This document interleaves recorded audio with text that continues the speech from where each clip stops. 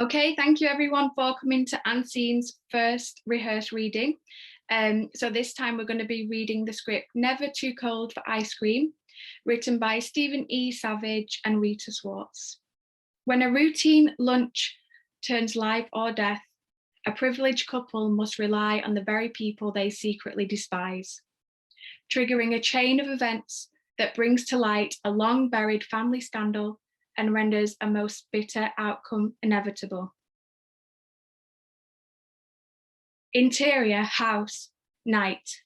A threadbare structure, barely a house at all, with the shabbiest of furnishings and darkness throughout, save for the light of a candle at the middle of a single room.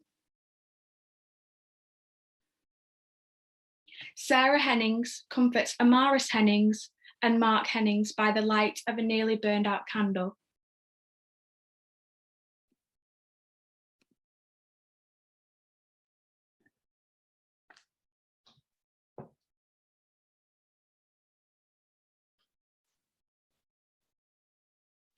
She pulls Mark's hat off his thick hair. He fidgets, but not too much. She kisses the top of his head.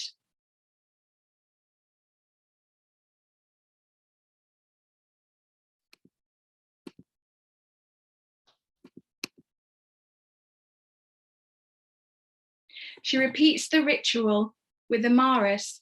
The much larger hat she places on Amaris's head lifts easily onto her tight braids. Sarah's braided head is bare. She's wrapped in an insubstantial afghan with several inconvenient holes, and she's freezing.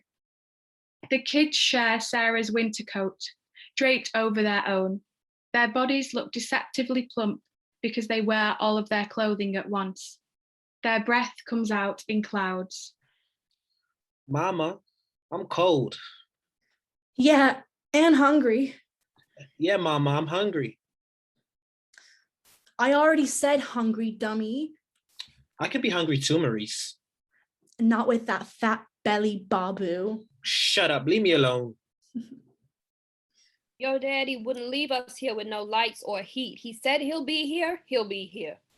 Mama, when Daddy comes, can we have pizza? Yeah, sure, baby, much as you want. Interior, Greg's car, continuous.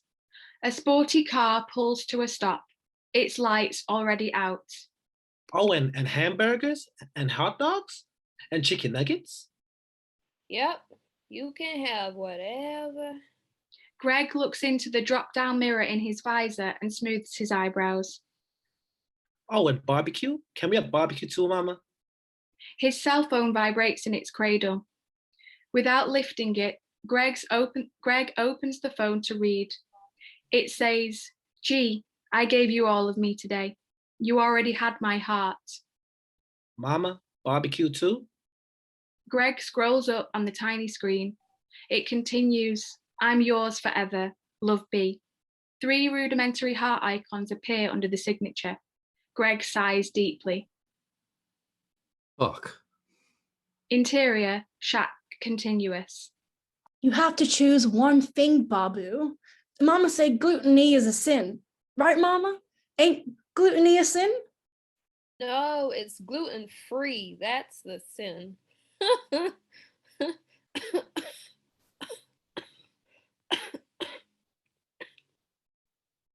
Exterior, shack, porch, continuous. Greg wears a puffy ski jacket and a fur-lined hat as he walks up to the door. He carries a 6-pack of beer and a large bag of potato chips under his arm. Ooh, and ice cream, Mama. Can we have ice cream? Greg pulls a pint bottle from inside his coat and takes a long pull from it. We can't have no ice cream, boy. It's too cold in here. I said cold already, you cheater. Greg sits on the ground outside the home and drinks more. It's never too hot for soup. Never too cold for ice cream. Interior, shack, continuous. Amaris and Mark hug Sarah, who seems weaker by the second. It must be like 75 degrees in here. Woo-wee. Clouds of vapor escape as she talks. Mark rolls his eyes. It can't be no 75 degrees, dummy. We will be dead, right, Mama? We would be killed by now, stupid dummy. Shut up, Babu. She hits him in his shoulder and he howls. Sarah's eyes roll up into her head and blood drips from her nose. The kids do not notice as they struggle inside against one another in the adult-sized coat they share. Y'all be good for Mama, okay? Sarah falls to the floor with a thud and stops moving. Exterior, shack, porch, continuous. Greg hears the children's howl and thud from inside the house. He takes another long drink from his bottle. Jesus, nope. Nope, fuck no, not today. He pulls his flip phone out of his jacket and begins texting. It takes several seconds to write B. Meet me at the spot. Bring your heart. G. He stumbles back to his car and drives off without lights. Crematorium, 3 days later. Amaris and Mark hold hands and stand before the closed stainless hatch. They stare at the cheap burner coffin. Their clothes are raggedy. They don't get it.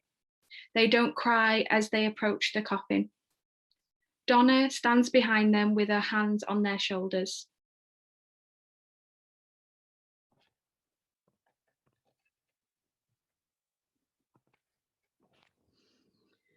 Okay, so y'all say goodbyes. We got a long drive ahead of us, so gotta get on with it. Donna types away on her BlackBerry. She giggles as she does. Girl, stop it! Bye, Mama. Bye, Mama. We love you. Come back soon, okay? Amaris places a piece of wrapped hard candy from her pocket atop the coffin. Donna nods to a rail-thin suited man standing by. Okay, sir, let's do this. The thin man presses a huge red button and the conveyor fires up. The gate opens, revealing the flames within. Oh, Donna walks up to the coffin, pauses, and then flicks the hard candy onto the floor. It lands with a loud clack on the marble tile. Where did you get that candy anyway? The conveyance rolls the coffin into the flames. Donna answers the call on her BlackBerry. Hello? Oh, hey, girl. Hold on just a minute, will ya? Okay. She holds the phone to her ear, and she puts her hands on Mark and Amaris's shoulder to guide them out. Mark and Amaris stop at the door and turn back to look. There's a close-up on Mark and Amaris' faces as the flames consume the box, reflecting in their huge eyes. Exterior, Shanky's Diner, kitchen, 18 years later. Mark, now 22, leans against the back wall, his legs stretched their full length.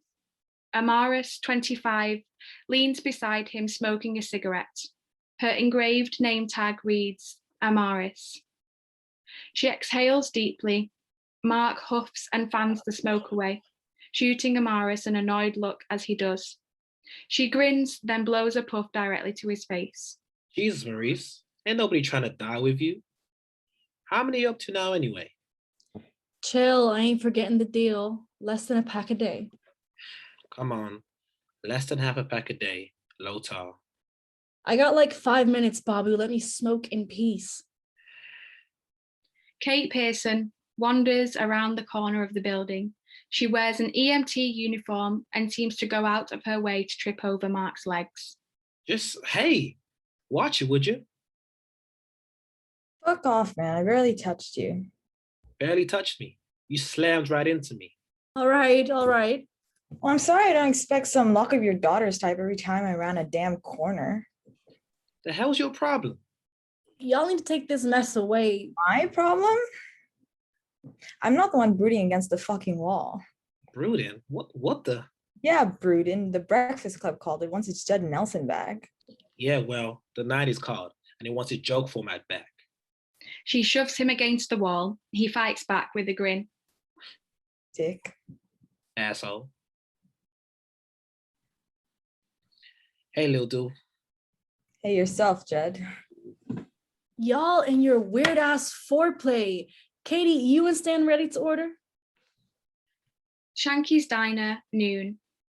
Greg, now mid-40s, and his wife, Bea, enter Shanky's Diner, a retro-looking 1950s stainless steel edifice. She waits for Greg to hold the door with her arms folded and her oversized black leather bag in the crook of one elbow. Thanks, honey. Her gigantic, ostentatious bag could be a briefcase or a backpack. Its solid gold designer monograms at the clasp make it a status piece. Greg walks further into the restaurant while Bea stops at the register counter. On the counter sits a can with a coin slot. The writing says, "This village in Sudan won't eat today unless you help." Bea retrieves a $100 bill from her bag, holds it up for a moment, looking around to see who notices her largesse. She then folds the bill down so that it fits into the coin slot. She fake smiles as she struggles with the noisy can. They ought to make these things easier to work with. Get more money that way, wouldn't they? Interior, dining room, moments later. They stand before a sign telling them to wait to be seated. Amaris waves as she hustles over to the entrance. Hey y'all, I'm coming. Like my mama used to say, kick your way on in. Y'all sit anywhere. Don't have too much business tonight. They head to a booth towards the back, and she follows them. She wipes down their table with a spray bottle and a towel. She takes the cleaning supplies away and returns with a pitcher. She pours ice water into the empty glasses on the table, pulls laminated menus from the clip on the napkin holder, and hands one of them to each. I'll give y'all a moment. Just wave me over when you're ready, okay? Sure, honey. So, husband, I wonder.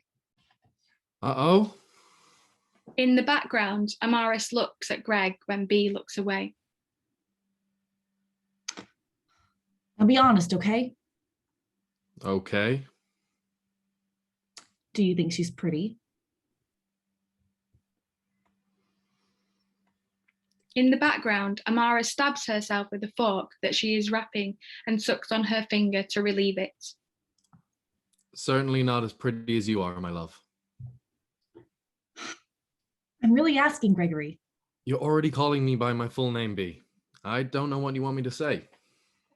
Bea reaches across and turns Greg's head towards Amaris.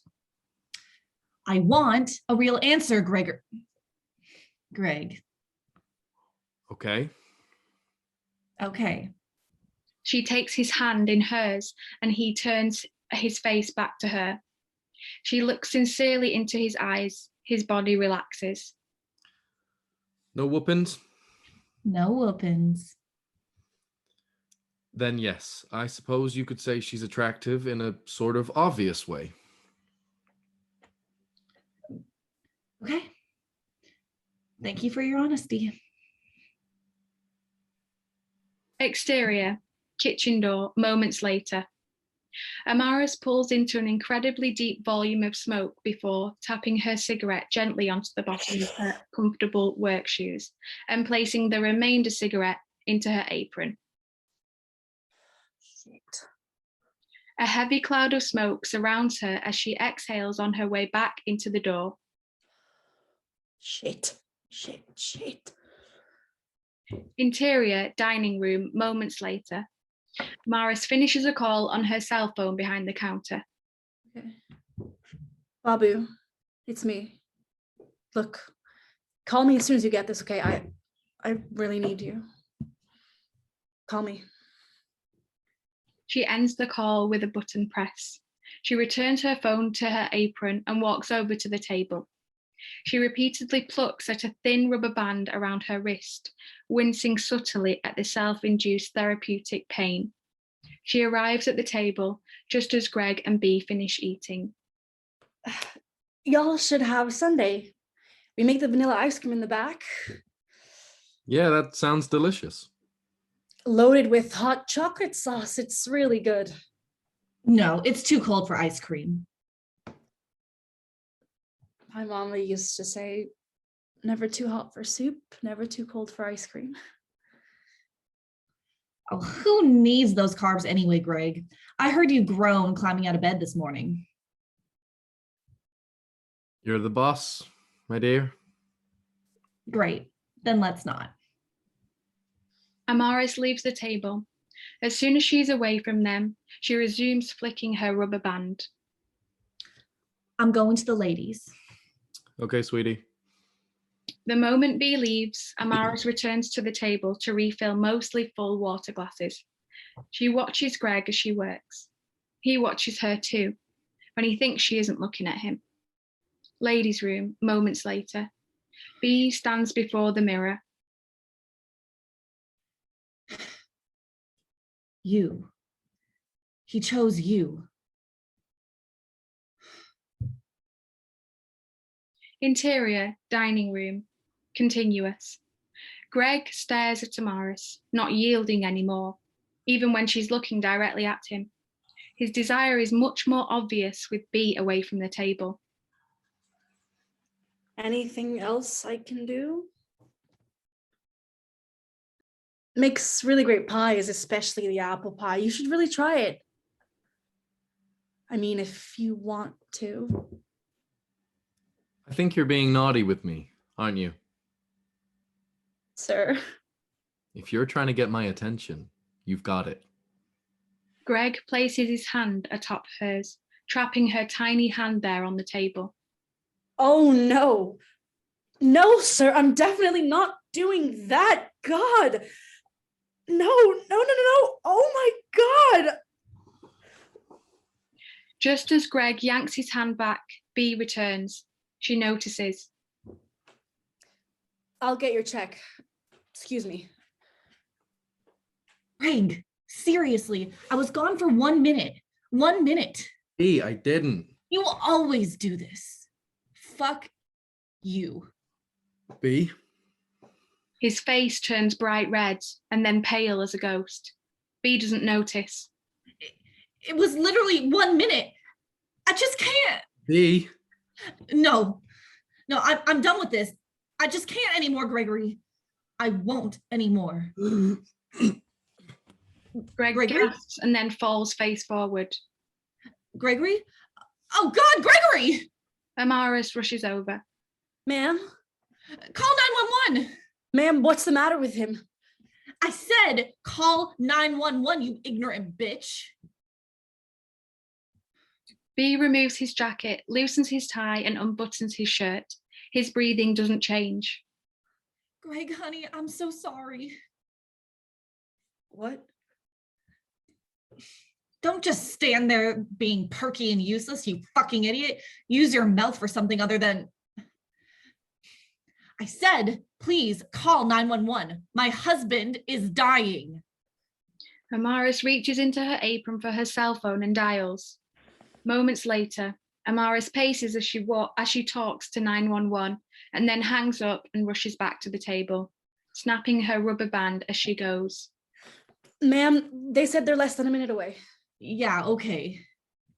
Bee has Greg sat back in the booth. Come on, Gregory. Stay with me, baby. His breathing is shallow and ragged. He remains unconscious. Bee stares at Amaris and doesn't hear most of her words. I didn't mean to disrespect you, ma'am. Please don't get me fired. I was just trying to... Jesus, my husband is dying, you insensitive bitch. So ask me how many shits about you or your job right now. The ambulance is pulling up right now. I'm sure your husband will be all right. How the fuck would you know? Amaris rushes to hold the door for the EMTs, Stanley Brinker and Kate Pearson. Over here in the back. When you saw us at lunch, bet you didn't expect us back today, did you, Amaris? Moments later, Stanley holds Greg's wrist, taking his pulse. Kate shines her pen into Greg's eyes. Her surprise registers as she looks into his. Exterior, Shanky's diner, less than a minute later.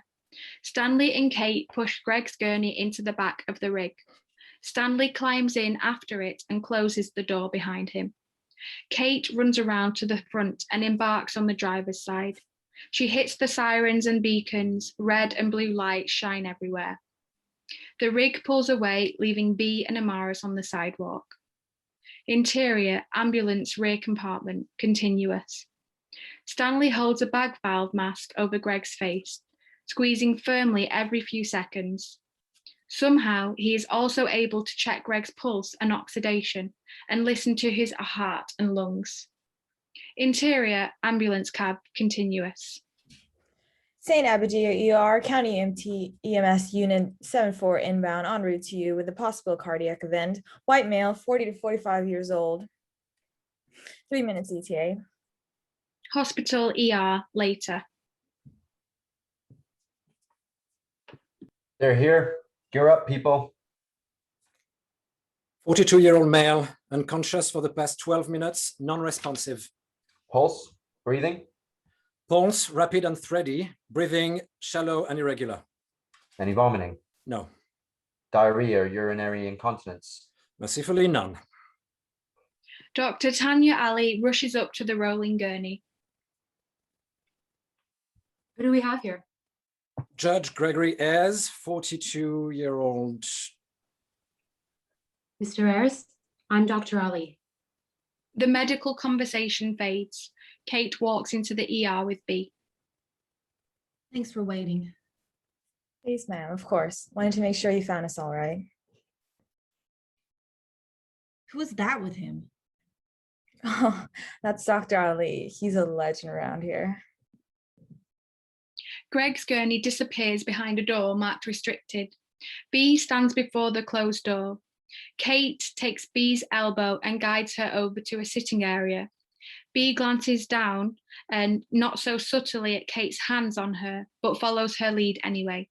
They sit across from each other.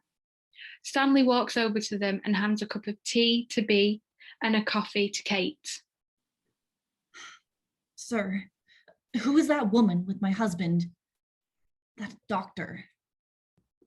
We're very lucky today, Mrs. Ayres. Dr. Ali is a brilliant woman. She literally wrote the book on hypovolemic shock in cases of peripheral aneurysm. Oh, I don't know what any of that means. Your husband had an aneurysm. One of his major vessels sprung a leak. He's bleeding on the inside. Oh my God. Is he going to die? Please try not to worry. Dr. Ali has the best success rate in the country. She really is Gregory's best hope. You couldn't take him to St. Mark's or Presbyterian General, somewhere where the doctors are more familiar? Tanya Ali? Dr. Ali is the best trauma surgeon in the state. Sir, I'm not trying to be rude or anything, but did anyone actually see Dr. Ali wash her hands before she touched my Gregory? Look, lady, she's going to save your Gregory, okay? You're the one who should... Kate, Mrs. Ayres has enough on her plate right now. Of course. How inconsiderate of me. God, is that true? Our best hope is a Dr. Ali? I mean, Smith, Turner, Armbruster, them, I know. But Ali, we don't know her. Interior, blood bank corridor, continuous. Mark leans against the wall, adjusting his earbuds. His eyes are closed as he listens to his music. His laminated badge says Mark and bears a tiny photo of his face and the word volunteer written on the bottom. Kate comes barreling around the corner and catches sight of Mark. She slows to a walk, heads over and slumps against the wall beside him. What's new, Liladu? People suck. I said, what's new? Yeah. Yeah. He nudges her. She nudges him back. What you doing here anyway? She wraps her arms around his neck. He quickly scans the room as she does. Oh, wait, I know. You're not letting me get rid of you. You had a very big night, a very, very big night, but it wasn't complete. It wasn't nearly close to being in the vicinity of complete because. Yeah, you complete me. Okay. Emerald cord. Urgent need for a B-neck? Oh, yeah, I forgot you have that magic elf blood. Okay, I saw those movies once when we were like 12 and you were also there. Oh, shit. Also, something. Oh, my God. I have to tell you something. So, this guy today, right? The one you just brought in. Yeah, he had different colored eyes. It was like actual heterochromatism. Totally flipped me out when I was doing my pupil check. What? Nothing? Stan, let me do the Perla check today. Talk about finally. I think he has this secret fear that I'm gonna like lose my shit. Mark hands his bag without warning and walks away. What? Where are you going? March? Greg's room 5 minutes later. Knock on the door. Mark appears in the doorway. B stands impatiently beside a bedridden Greg, a tray of half-empty dishes atop the hospital tray table before him. Oh, it's about time. Excuse me? I guess the judge is just supposed to wash his own dishes too, on top of everything else. Honey, he might not even be the dishes guy. All these service people have specializations nowadays. No, it's okay. Mark draws up to Greg's bed to retrieve the tray, looking him full in the face as he does. Greg's heterochromatic eyes blink, but show no signs of recognition. Interior, blood bank corridor, minutes later. Kate and Mark sit side by side, holding hands. Look, he's my dad, Kay. He's your father, March, not your dad. Oh, come on. Dads take you to baseball games, talk to you about girls. They teach you how to play football and. Jesus, Kate. You watched Fresh Prince Returns again last night. I'm just saying, this stranger didn't do shit for you in Amaris. You don't gotta do shit for him, okay? It was Boy Meets World, not Fresh Prince. Good to know. Look, Kay, his life, I mean, how can I say no? Like this, no. Mark, ready for you, hun. Or try hell no, that also works. Or like hell nah, if you're into that whole cowboy thing. Then there's the classic, not in your wildest fucking. Hey, I gotta do this. You get that, right? They share a look. An understanding seems to pass between them. Mark squeezes Kate's hand and she gives him a small smile. Then she sighs. Yeah, I get it. Doesn't mean I have to love it though. But I love you and I'm here, okay? Always. Waifs and strays. Strays and waifs. He brushes a loose lock of her hair from her cheek and kisses her softly. She resists for a moment, still clearly worried. Then her eyes close and everything disappears. Mark pulls back. For a moment, Kate's eyes remain closed. Okay. Okay. Mark, you coming or not? Coming, Paula. I'll be here when you get out. Hey, Stewart home, kids, yeah? Always. You, me, Maurice. Waifs and strays. Strays and waifs. Hey. Yeah? A while ago, before, was I hallucinating or did you use the L word? I love you too, Lilith. He gives a stunned Kate a quick kiss as they part. Okay. She shakes herself out of it in time to give Mark a smile when he looks back at her. It disappears as soon as he does. Interior, blood bank, moments later. Mark reclines on a chair and his eyes are closed. A machine whirs loudly and blood exits his arms through a length of clear tubing, entering a centrifuge and exiting the machine into a clear plastic bag. Mark squeezes a stress ball. Paula, the phlebotomist, hovers, pretending to read a clipboard. Mark, honey, you need anything? Nah, Paula, I'm good. Okay, well, you just ring my bell if you need anything. Anything at all. Okay, hun? Thanks, B. She walks into the other side of the room and begins an inventory. Emerald walks in and embraces Paula tightly. Thanks again for coming in today, Mark. Anything for you, sis.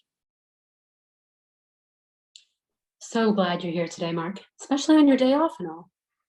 Just had some time to kill, P. Not really a thing.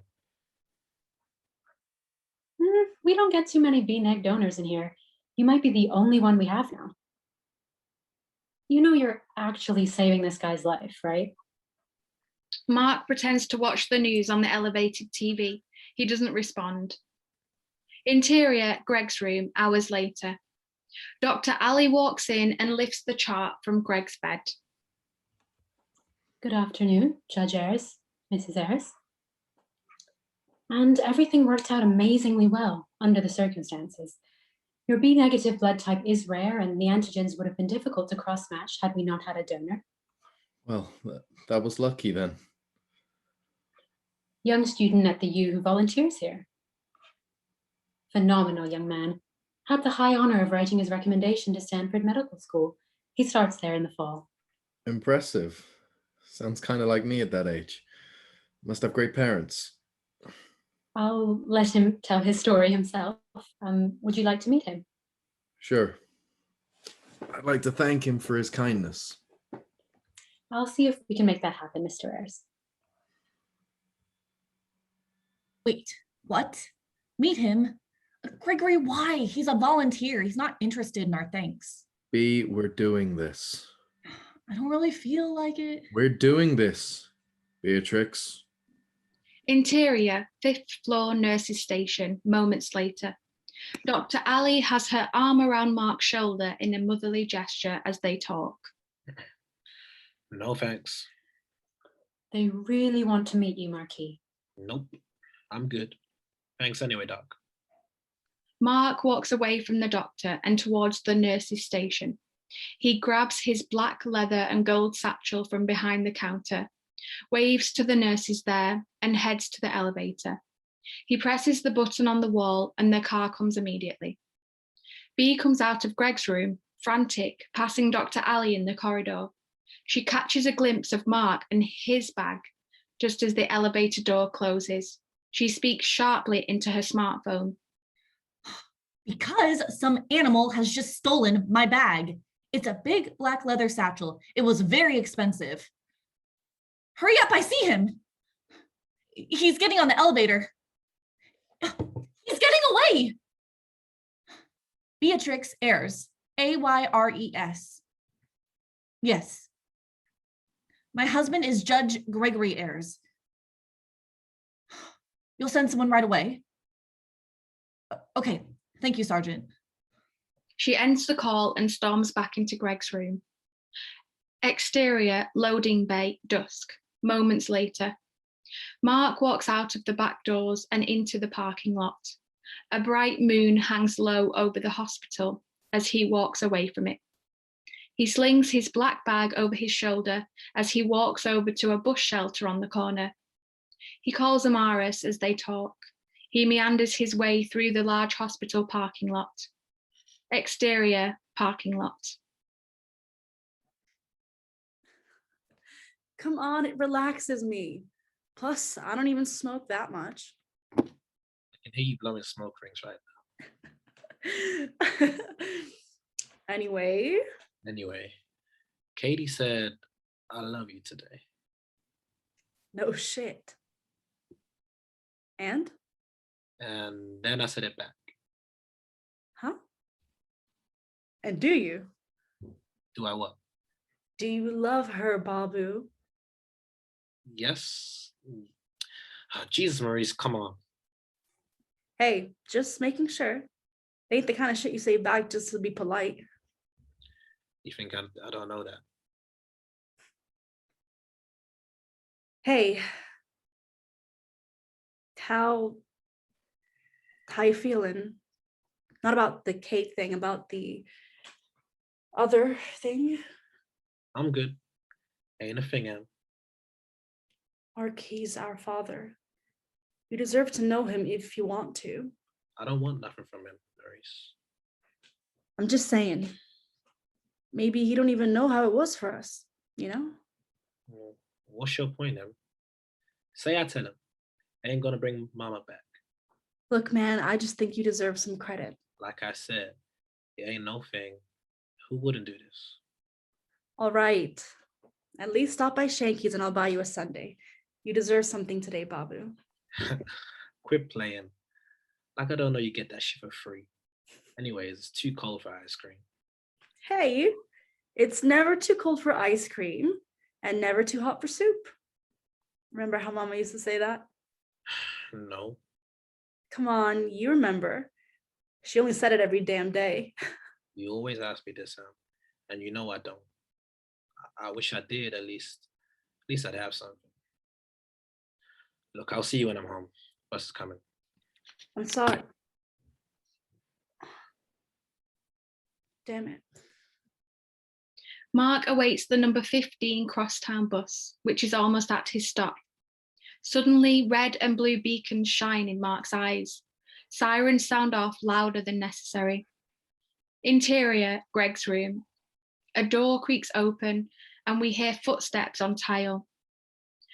Nurse Emerald walks into Greg's room carrying a large black purse, leather with gold appointments. Greg sleeps. Bee sits at his bedside. Mrs. Ayres? What? Someone just turned this bag in at the nurse's station. It was left in the ladies' room. Your money and your card seem to be still in there. Yeah, thanks. She snatches her purse from Emerald unnecessarily. Emerald hovers.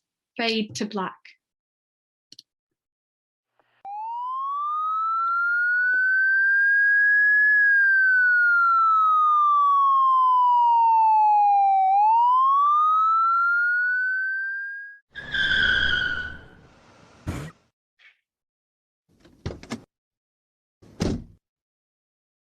He's got the fucking purse right there. He's not even trying to hide it.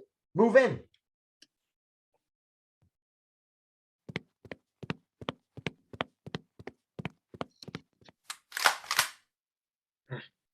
Hey, wait, sir, Get your ass on the ground right the fuck now. Better show me some ID, sir. Right now. Don't you move. I said don't move, asshole. Sir, my ID's in my bag, right?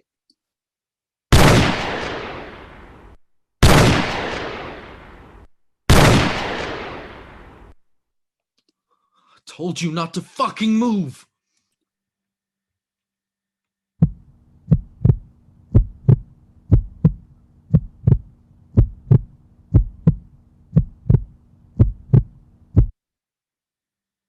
Oh, fuck. Not again, Clancy. What did you do? Shit.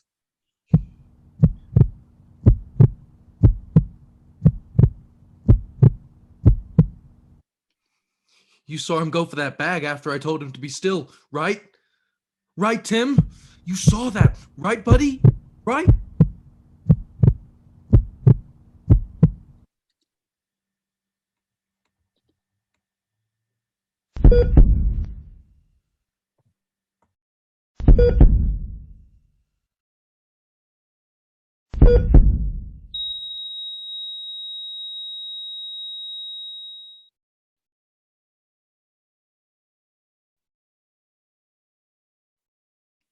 Interior, Greg's room, continuous. Greg continues to sleep. Bee clutches her purse to her chest, almost defensively. I'm really glad you got your purse back, Mrs. Ayres. That's a pretty stressful thing. You lost it. Like this one time I lost my... All right, then. Yeah, all right then.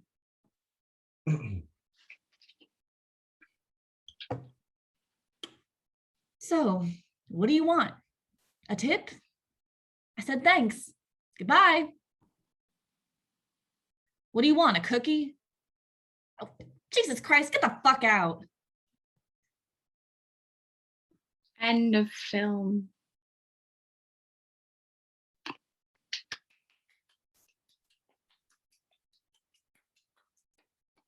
Yay, well done, everyone. That was really great.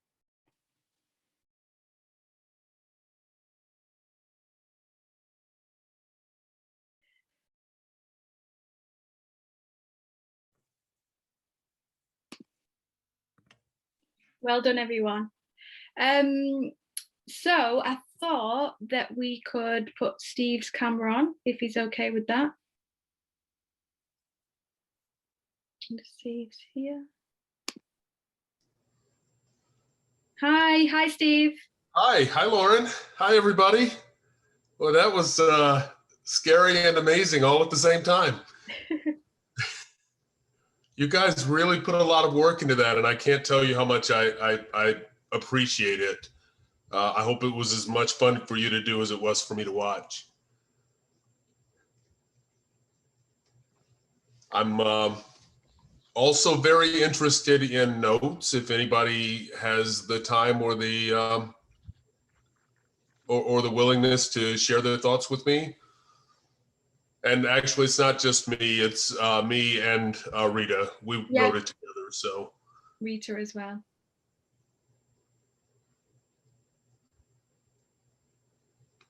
Do you want to talk a little bit about maybe a bit more about the project and, you know, what you've done with it so far and what your plans are with it for the future as well? That might be interesting to talk about. Absolutely.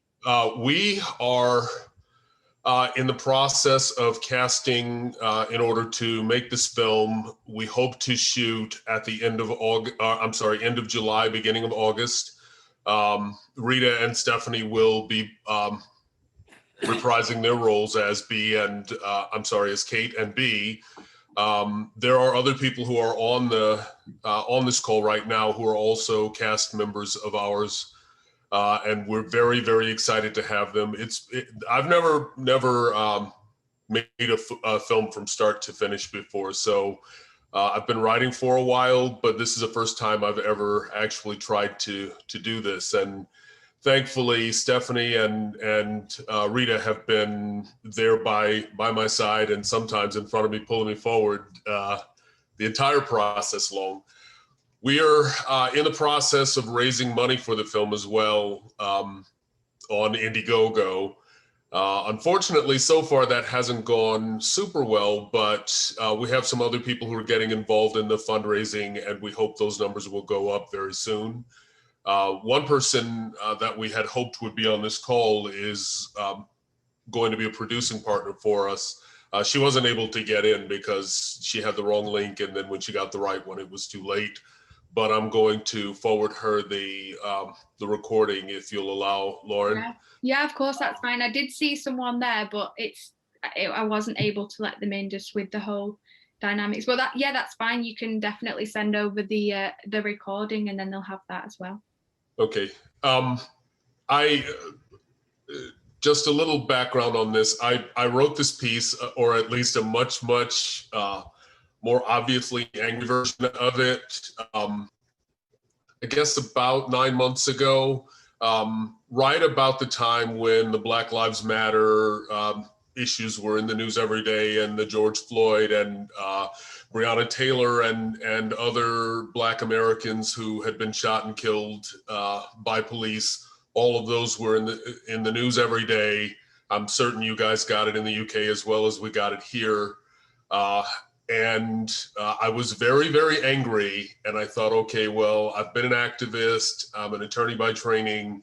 None of that has changed the world. So maybe writing a piece will have that effect. The original piece that I wrote was way too pissed off to change anyone's minds.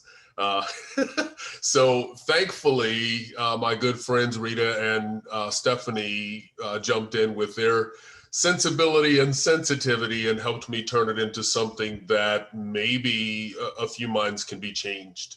You know, there are people we're starting to know in this country, and probably in yours as well, that are on the fence or who don't really understand what the problem is at a fundamental level. But I think those are minds that can be changed. And if we film it half as well as you guys put it on today, then I'm satisfied that we're going to have a powerful piece here. And that there will be good results. I'm hearing myself talking too much, so I would love to hear anyone else's voice, anyone at all.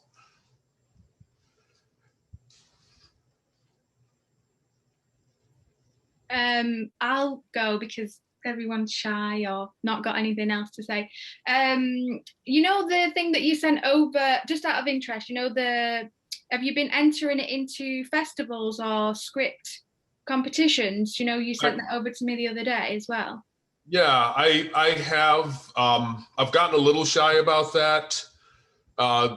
That whole process, the competition process, hasn't been a great fit for me because my writing is always a little obtuse. You know, there are any of you who are also writers, you know, there are books that line the shelves in bookstores and all over Amazon that tell you different formula in order to do this thing. And I do try to follow those formula as much as I possibly can, but my mind doesn't really work that way. And what I wind up writing tends to be effective. It's just, it takes a little more processing than some of the competitions are willing to do. So, boy, that sounded really arrogant. I didn't mean for it to sound that way. But I guess my point is that I don't think they know quite how to take me. So I haven't done well in that space. Rita has, by the way, she's had some pieces that have been selected in competition. So I'm hoping now that we're doing more writing together that maybe she can tone down whatever weird thing it is in me that they're not responding to. And I honestly think it's quite a long piece for a short film, especially in terms of screenwriting competition. So we've entered it into one. It's like called like the first 10 pages, like a screenplay competition or something, where they just kind of like judge your piece based on the first 10 pages, how well you set it up. So we've done that and we're waiting to hear back about that. And but we're still looking around for competitions that do accept short film screenplays of this length and of this genre as well. now I still feel, and this is an ongoing debate between Rita and myself, I still feel that because it's so dialogue heavy, it's still going to time out at around 25 to 27 minutes, even though it's 37, 38 pages on the paper, which I think is perfectly fine for a short film length. I think if I just close my eyes and let Rita do her worst, this thing would probably be about half as long. Yeah, maybe not that bad. But I don't think it's gonna be shorter than 30 minutes. That's I really don't see it being shorter than 30 minutes if it's a 37 page, but we'll see. I'm curious to know from the rest of the actors here. First of all, I'll say I'm pleasantly surprised that it plays as well in a UK setting as it does in an American setting, and I think you guys have some of the same issues that we're dealing with here. I'd be interested in knowing what you thought of the piece when it was assigned to you, what you thought of the role that you played, and anything that you would add or subtract to make the story stronger.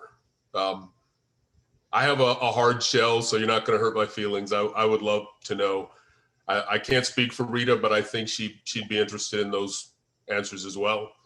Definitely. I'll say something. Hello, I'm Kiara. Hi, Kiara. Nice to meet you on Zoom. Yeah, I just wanted to say, like, this version compared to the one we did in the rehearsed reading last week, I thought was a lot more like coherent and like it fleshed out a lot of things that I kind of had questions about reading it last time. I liked that Amaris's and Mark's relationship was like clear, like you can see more of a sibling bond in this version. I wasn't sure about like the B's character. Like she has like a lot of like anger, and it felt at the beginning it felt like a bit sudden, like why she was being like, clearly she's got this insecurity with Greg's character about like, I don't know if he just like is always looking up other women and stuff like that, or he's like cheated or something before, but it was quite like a shock, like the language, like when she's like, oh, you bitch and stuff like that. Like, I don't know, like, would someone say that to like a stranger when someone's having a stroke? I don't know. I just was trying to, I was like, even as I was a Mars, I was like, damn, like my dad is having a stroke. My dad who doesn't know he's my dad, and this woman's being really mean to me and stuff. So that's just one thing that I thought about that might be something that I don't know that maybe could be food for thought or something for you guys. But yeah, that's me. Stephanie, would you like to comment first? Oh no, I agree. I was thinking about it this round that we were reading it through. I think that you've done a really great job developing like Kate and Mark and Amaris and all their relationships to each other, but there does seem to be not quite as much development between B and Greg, and maybe that's something that can be added and looked back at, because yeah, it is. I agree with everything Kiara just said. Just it does kind of come out of nowhere. The way I was kind of seeing it was like that she was like bottling that up and then it came out. But I think that maybe there's some places where there could be some hints of it. Yeah, no, I would definitely agree with that as well. And I think Steve, correct me if I'm wrong, but I think that was one of the things like from the first version we toned down as well, because it was even more like vitriolic in the first version. But I think that maybe we could like keep going down with that a little bit and kind of make it more subtle and more of that kind of like buried fury, kind of like searing, but like kind of on the inside, kind of. Yeah, my hope for the character is that she smolders more than she rages. Some of her undercurrent is that she's obviously an attractive white lady, and she's got a decent life in terms of material goods, and she's got the husband that everyone thinks she should have, but she also knows, and that's what the bathroom scene is supposed to connote, she also knows that her husband has a thing for Black women. In fact, he fetishizes Black women, and that's why he was with Sarah when B and Greg actually met. That's why he's hitting on Amaris, whom he doesn't know is his daughter. And B, part of her anger is that she realizes no matter what I do, no matter how many Pilates sessions I attend, no matter how much Botox I get when that time becomes, when it becomes necessary for me to do that, I'm never going to be to him what these women are to him. And so do I really have anything? So I can't fully process that from the perspective of a woman.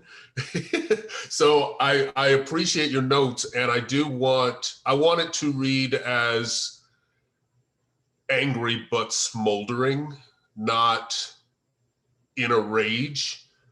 She is sarcastic and sardonic. She is, in her mind, righteously targeting Amaris, because Amaris is everything that she can't possibly be. And we also learn at the end of the movie, I don't know if you read the parts that you guys skipped over with the photograph montage. Oh but yeah, I just wasn't sure if that would have worked over. It would have been hard to do that with Zoom, but Right. obviously that'll work with filming better than on a Zoom format. Right. No, you guys made amazing choices, and I'm grateful to you for all of that. But one of the things that we learned at the end of the movie is that B knew pretty much from the very beginning of her relationship with Greg that he had this common law wife, Sarah, and these two children. And so Greg's ignoring these children and ignoring the fact that Sarah has died, that's in a sense B's doing as well. She is just that angry and upset and malevolent about those things. That's something that we do learn in the montage. But I appreciate your notes, Kiara. Are you American?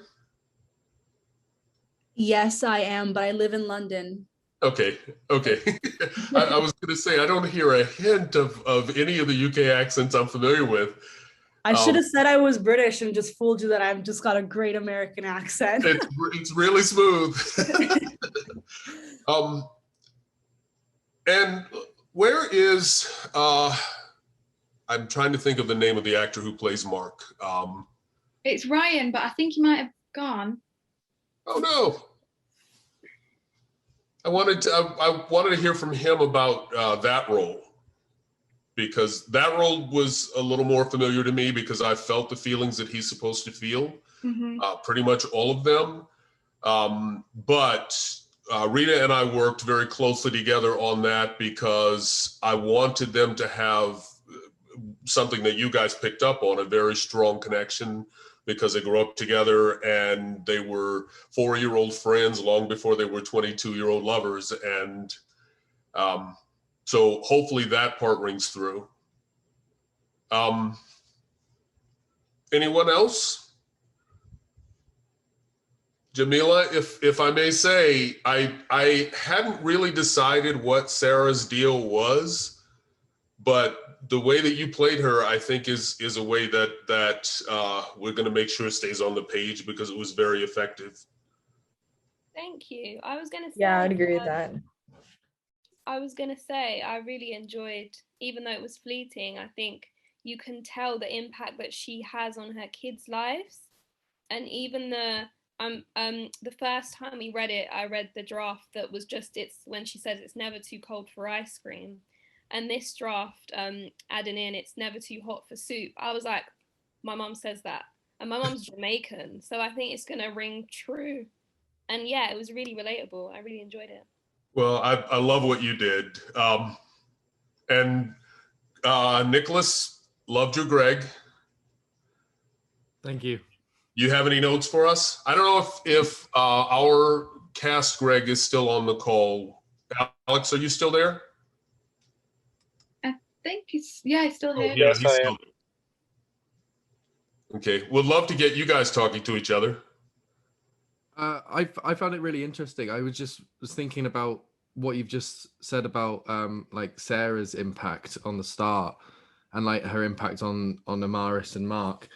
How like what a bit more of like Greg and hers sort of relationship beforehand would be really interesting to explore. But obviously, like with it being a short, then that would really be extending the script more. But that would be something really interesting. I'd like to have known.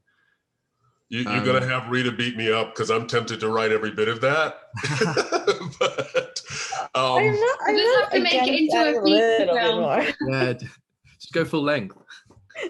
Yeah. But He would I love to thought do it was that. really interesting. Like his dynamic with B as well can be like you can see that the scene when he sort of wants to meet or say thank you to the person who's donated him, saved his life, who he doesn't know. That you can see some kindness there. You can see some, regardless of who it is, you can see some humanity, and that's something really interesting that contrasts with like B's character being so sort of like insular and sort of singular in her viewpoint. Right. Alex, anything to add or take away? Oh, no, I agree with that. It's just difficult for me to talk. I'm in the car and it's pouring rain, so it's probably going to be distracting. Sierra, I forgot you were there. So we've got Sierra and Kiara, the two Americi. Hi, everyone. I thought you guys did really good. Steve actually showed me the rehearsal and I thought it was really good. And I was excited to see everybody perform.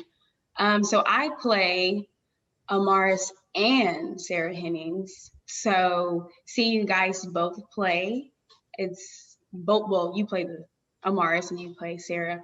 I liked it. I loved it. I loved what you brought. Jamila, is it? Right. Okay, cool. I loved what you brought. And Kiara, right? I mean, you play Amaris, she has more scenes than Sarah, but I thought you did really good. Everyone did really good, honestly. So Thank you. I did like your question though. You asked the conversation between B. Like when I first read it, I was like, dang, like, wow, okay, she's being that mean to me. The first, she's kind of hasn't really met me. She doesn't know me. So when you asked that question, I was like, yeah, that makes sense. But other than that, it was nice meeting you guys.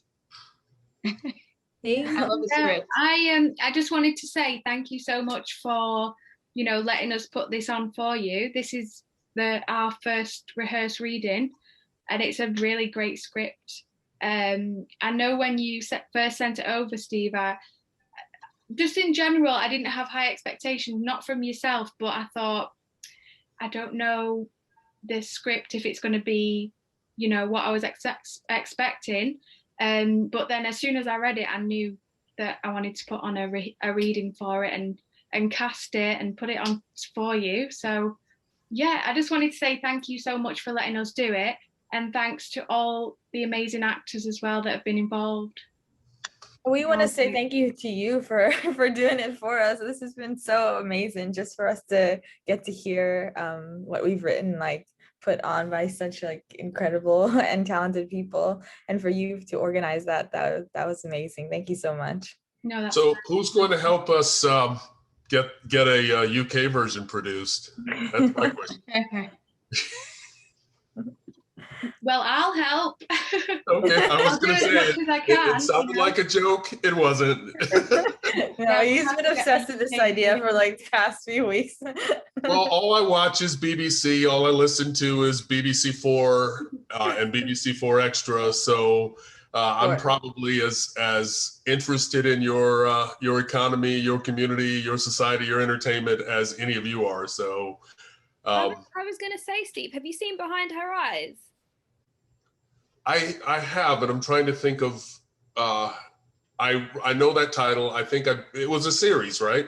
Yeah, some of the characters really ring true. If you want to. Wait, was that the one where the woman had powers and could travel through time and space? And yes, I love that. Yeah. So, thank you again, guys. If does anyone else have anything else for us? I just wanted to say hi, Steve. Nice to meet you. Nice to meet you. I just wanted to say I thought this time this version we had that scene between Amaris and Mark, the phone call right at the end. I thought that, which I hadn't read before, that was really good. I thought that really adding that and having that before the cop scene really, I don't know, it just brought everything together kind of more in between the relationship of Marcus and Amaris. At the same time, like it gave Marcus like this, it gave him more life, like, and then he's got Kate now, he's probably in love, his sister, and like everything that this like young innocent man is losing right in the next scene. So yeah, thank you. That was exactly what we had hoped to accomplish. I don't know what the coverage has been over there of the cases that we've had here, but we just had the trial for the officer who knelt on George Floyd's neck. And one of the things that the coverage, even the liberal coverage over here, did was constantly talked about what was wrong with George Floyd, things that George Floyd had done wrong. None of which was relevant to the fact that he's now dead and his family has to move on. So what we wanted to do with Mark was to have a really sterling character, a person who has risen above every bad thing that has ever happened to him. And some of that stuff was just, well, all of it was just really awful. But he's had these two women who stood beside him and watched him grow up. And Amaris goes to work every day so that Mark can go to finish college and go to med school. And And Kate obviously worships the ground that he walks on and does everything she can to keep him up. And these are people who really, truly love him. And there's nothing in this story about him that's bad or abusive or criminal. And still, he gets targeted by the police, and over a mistake, over a material possession, he winds up dead. So we really wanted to make sure that those points were made. So I'm gratified that you guys picked that up. Yeah, definitely. That makes me really happy that Yeah. came across. Yeah. Mhm. Because we Definitely. wanted to make him like you said, kind of like show everything that he was losing and how much life that this make him kind of innocent almost, even though he's been through so much trauma. Because he's such a good person, you don't really expect someone who's experienced so much bad in the world to end up a good person. You know, we wanted to make him kind of like sterling as much as possible without making him a caricature or a cartoonish, like two white knight on a horse. Knight on a white horse kind of thing. Yeah. Can I, before we part, could I just ask, we have three more of our cast members here. I would just like for them to say hello if they would. We have Arash, who plays Dr. Ali. And Arash actually brings an extra dimension to Dr. Ali. Arash, are you where you can say hello? Hello. It's not the orange glasses. That's not the extra. Nice to meet you, everybody. Great table read. I enjoyed it. Okay, and we have Gloria Caraway, who plays Donna, which, as she and I have discussed, is a compact role, but it's a little bit of comic relief, and it's actually kind of a powerful and important compact role. Hi, everybody. Nice meeting you. And I don't know if, Aaron, are you willing to let Jaden be on camera right now?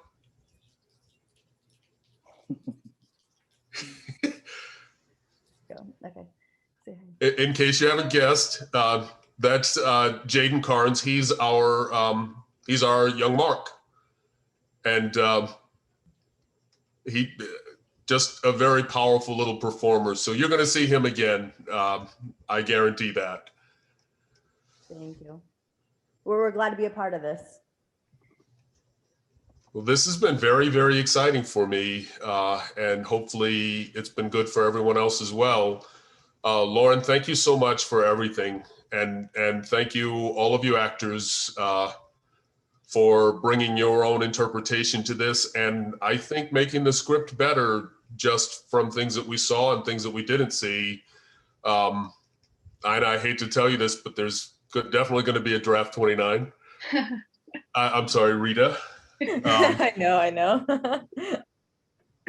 No, it's really great. And I just wanted to say before we left as well, if anyone else has scripts that they want to do a read for or anything like that, I did do a social a few weeks back and we did talk about that. But yeah, if any of you actors are writers as well and you've got scripts that you want to do a reading for, or if you, Steve, or Rita or Steph, if anyone else knows writers that need this, then just, send them my email and then we can get that organized. But thank you everyone for being involved and it's been a great experience. Thank you so much, Lauren and Steve. Great work. Thank you. And Rita. Good luck with everything. Okay, guys. Good luck. Thank Take you. care. Take care. Thank you so Bye-bye. much. Bye. Bye-bye.